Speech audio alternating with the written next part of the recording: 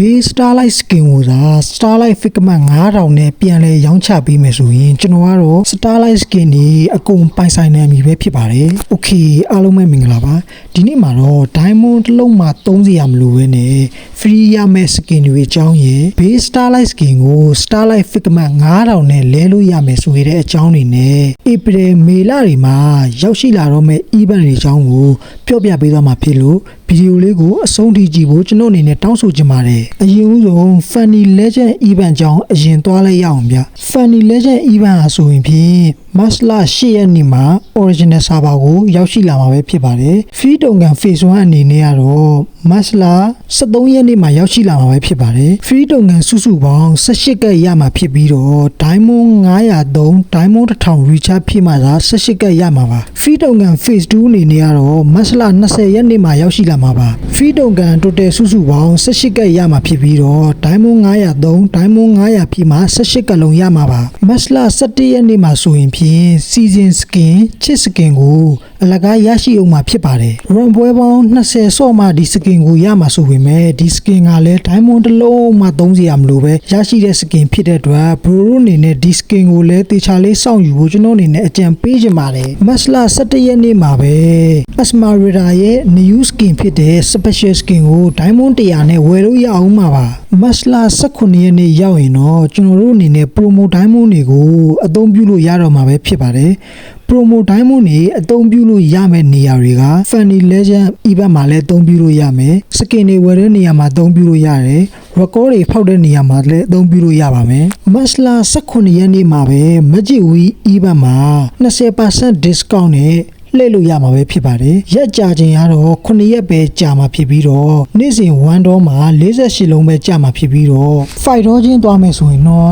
216လုံးပဲကြာတင်မှာဖြစ်ပါတယ်။အဲ့အတွက်ကြောင့်ကိုက Legend Skin ဖောက်နေတဲ့လူဆိုရင်ဒီလို discount တွေပေးတော့မှများများလေးဖောက်ဖို့ကျွန်တော်အနေနဲ့အကြံပေးချင်ပါတယ်။မတ်လ20ရက်နေ့ရောက်ရင်တော့ Hater ရဲ့ Zori Skin က Original Server ကိုရောက်ရှိလာမှာပဲဖြစ်ပါတယ်။အခုလက်ရှိ Lancelot ရဲ့ Zori Skin ကိုမရသေးဘူးဆိုလို့ရှိရင်မြန်လေးဖောက်ဖို့အကြံပေးခြင်းနဲ့ဘာလို့လဲဆိုရင်မတ်လ20ရက်နေ့ရောက်ရင် Lancelot ရဲ့ Zori Skin က event မှာပျောက်သွားမှာဖြစ်ပြီး Hera Zori ရောက်ရှိလာမှာဖြစ်တဲ့အတွက်ကြောင့် Lancelot ရဲ့ Zori Skin ကိုမယူရသေးဘူးဆိုမြန်လေးဖောက်ဖို့ကျွန်တော်အနေနဲ့အကြံပေးခြင်းပါတယ်။ April 1ရက်နေ့ရောက်ရင်တော့ Grok ရဲ့ Collector Skin ကရောက်ရှိလာမှာပဲဖြစ်ပါတယ်။ Grok Collector နဲ့တူပြန်ပါလာမဲ့ Collector Skin တွေကတော့ Link Collector Skin, Fasa Collector Skin နဲ့ Addict Collector Skin ပြီးရင် Clean Collector Skin တို့ပဲဖြစ်ပါတယ်။အဲ့ဒါတွေနဲ့အတူ Lucky Box Skin 3កောင်လည်းပြန်လဲရောင်းချပေးဦးမှာပါ။ထို Lucky Box Skin တွေကတော့ Alucard Lucky Box, Roger Lucky Box နဲ့ Hanabi Lucky Box တို့ပဲဖြစ်ပါတယ်။ Grok Collector ကိုတော့ coin 920နဲ့လဲရမှာဖြစ်ပြီးတော့ Link, Fasa, Addict နဲ့ Clean Collector တွေကိုတော့ coin 800နဲ့လဲရမှာပါ။ Alucard Lucky Box, Roger Lucky Box နဲ့ Hanabi Lucky Box တို့တော့ coin 640နဲ့ပဲလဲရမှာပါဒီအတွက်ကြောင့်ကိုကဒီထဲမှာကိုကြိုက်တဲ့ skin တွေပါတယ်ဆိုလို့ရှိရင်အခုကတည်းက COA တွေစုဖို့ကျွန်တော်အနေနဲ့အကြံပေးချင်ပါတယ်တစ်ဆက်ထဲမှာပဲမတ်လ29ရက်နေ့မှာ Bella ရဲ့ Nauru Skin ကို free ရရှိအောင်မှာဖြစ်ပါတယ်ဒီ Bella ရဲ့ skin က Diamond တစ်လုံးမှသုံးစရာမလိုဘဲနဲ့ရရှိမှာဖြစ်ပြီးတော့သူနေ့စဉ်ပေးထားတဲ့ daily test နဲ့ weekly test တွေကိုလုပ်ပြီးတော့ရရှိမှာပဲဖြစ်ပါတယ်အကယ်၍မိတ်ဆွေမှာက base skin ရှိပြီးသားဆိုရင် Bella Skin ယူဖို့ပဲအကြံပေးချင်ပါတယ်ဘာကြောင့်လဲဆိုလို့ရှိရင် base skin ကလည်း Bella Skin ကိုမကြိုက်တဲ့သူတွေဆိုရင် base skin ကိုပြန်လဲလို့ရအောင်မှာပဲဖြစ်ပါတယ်ဒီ Bella Skin နဲ့အတူမတ်လ29ရက်နေ့မှာပဲ Nauru 2.0 event က Original Server ကိုရောက်ရှိလာမှာပဲဖြစ်ပါတယ်ပြန်လဲရောင်းချပေးမဲ့ skin တွေကတော့ Gushin Nauru နဲ့ Julian Nauru Skin တို့ပဲဖြစ်ပါတယ်ဒီ skin နှစ်ခုလုံးကို coin 1200နဲ့လဲရမှာဖြစ်ပြီးတော့ draw ရေအတွက်အပြင်ကြည့်မယ်ဆိုလို့ရှိရင် draw 120ဝန်းကျင်လောက်တော့တွားရနိုင်ခြေရှိပါတယ်။ April လ3ရက်နေ့ရောက်ပြီဆိုရင်တော့ Nauru 2.0 ရဲ့ free token phase 1စလာပါပြီ။ feed လုပ်ငန်း phase 1မှာ diamond 253 diamond 250ဖြည့်မယ်ဆိုလို့ရှိရင် feed လုပ်ငန်း total စုစုပေါင်း29ကတ်တောင်ရရှိမှာပါ feed လုပ်ငန်း phase 2ကတော့ April လ10ရက်နေ့မှာရောက်ရှိလာမှာပါ feed လုပ်ငန်း phase 2မှာလည်း feed လုပ်ငန်း phase 1ကလို့ diamond 253 diamond 250 recharge ဖြည့်မယ်ဆိုလို့ရှိရင် feed လုပ်ငန်း29ကတ်တောင်ထပ်ရအောင်မှာပါဆိုတော့ total စုစုပေါင်း58ကတ်တောင်ရရှိမှာပါနောက်ထပ်အနေနဲ့ Selena ရဲ့ epic skin ကိုတော့ lucky flip နဲ့လာမယ်လို့သိထားရပါတယ် lucky flip နဲ့လာမယ်ဆိုလို့ရှိရင်ကျွန်တော်တို့အနေနဲ့ပုံမှန်ထက် diamond နည်းနည်းနဲ့ကိုရရှိမှာပါပုံမှန်အဖြစ် lucky flip event ဟာဆိုရင်ဖြင့် diamond အလွန်ဆုံး300မှာ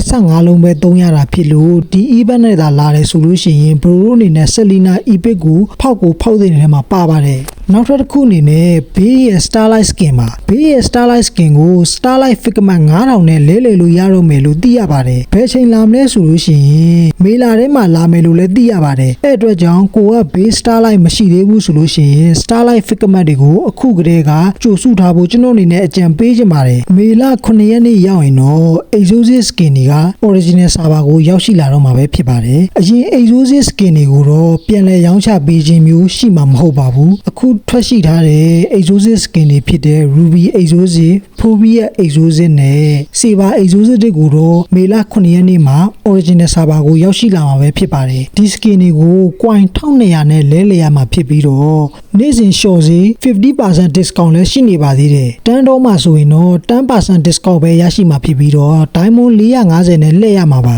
ဆိုတော့ဒီ Skin တွေထဲမှာ Bro တို့ကြိုက်တဲ့ Skin တွေပါတယ်ဆိုရင်ဘယ် Skin ကိုယူမလဲဆိုတာ comment မှာရေးခဲ့ပေးလို့ရပါတယ် April 10ရက်နေ့ရောက်ရင်တော့ Niobe Skin တွေအားလုံးကိုပြန်လည်ရောင်းချပေးဦးမှာဖြစ်ပါတယ်များပြားလွန်းတဲ့ event တွေကြားမှာတားကြီးတို့ကြီးငါတို့ကတော့ဖင်ပေါင်ဖို့ပဲကြံတော့တယ်ဟေးပါဝင်လာမဲ့ Skin တွေကတော့ Fasa Niobe Skin Brody Niobe Skin Lin Niobe Skin နဲ့ Farin Niobe Skin Lea Niobe Skin တို့ပဲဖြစ်ပါတယ်ဒီ Skin တွေအကုန်လုံးကို coin 1200နဲ့ပဲလဲလှယ်ရမှာပါ player တော်တော်များများစောင့်နေကြတဲ့ Lin Niobe Skin အကြောင်းလေးကျွန်တော်နည်းနည်းပြောချင်တယ်ပေါ့နော်ဘာလို့လဲဆိုတော့ဒီ Skin ကကျွန်တော်မှရှိပါတယ်ကျွန်တော်အဲ့လောက်ကြီးကြိုက်ရတဲ့ထဲမှာမပါဘူးပေါ့နော်မရှိသေးတဲ့ pro တွေလည်းဒီ Skin ယူမယ်ဆိုလို့ရှိရင်နည်းနည်းတော့တတိထားပေါ့နော်ဘာလို့လဲဆိုတော့ဒီ Skin က